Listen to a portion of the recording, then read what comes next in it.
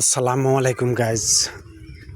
আজকে একটা root blog video নিয়ে আসলাম। আমাদের এলাকায় চলাফেরা করা যেটা মেইন রাস্তাটা, ওই রাস্তাটা আপনাদের সঙ্গে তুলে ধরবো।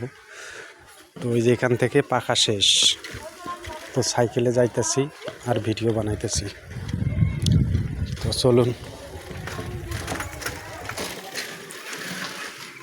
তো এই যে দেখেন, এই রাস্তাটা যখন হয়েছে 2013 সালে, 2013 থেকে এই রাস্তাটার কোনো কাজ হয় নাই। যে আমি সাইকেলে যাইতেছি আর রাস্তাটা ভিডিও বানাইতেছি। তো এই রাস্তাটার অবস্থা একেবারেই খারাপ। এখান দিয়ে সাইকেলে চলাফেরা করা যায় না। ওই যে দেখেন রাস্তার অবস্থা। আসলে গ্রামের রাস্তাগুলো এতটাই খারাপ হয়, খুবই কষ্টজনক, দেখে কষ্ট লাগে। তো এখানে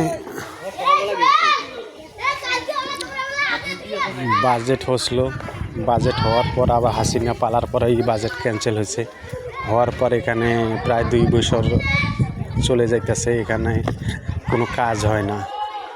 আর এই রাস্তাটা কোনো মেম্বার, চেয়ারম্যান, মন্ত্রী দেখে গেছে, কিন্তু আশা দেয় কাজ হবে, এই যে, কিন্তু কাজ হইতেছে না।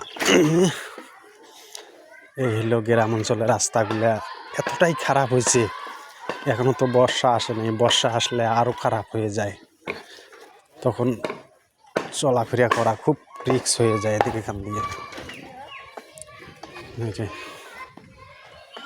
তো জানি না অন্য এলাকার রাস্তা কেমন, আমাদের এলাকার রাস্তা এইরকম,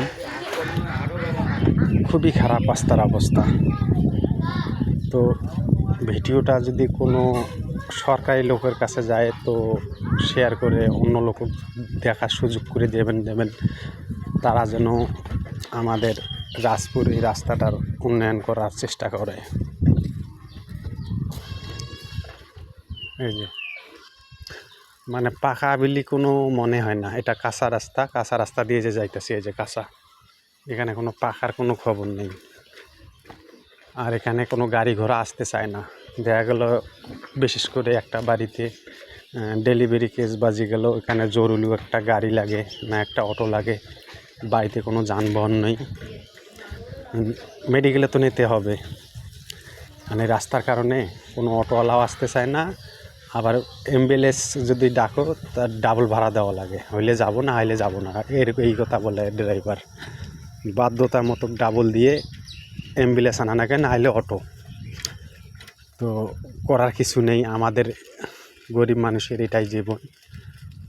তো এই হলো আমাদের এলাকার রাস্তাঘাটের অবস্থা।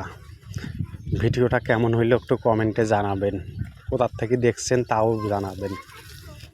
সবাই ভালো থাকবেন, সুস্থ থাকবেন।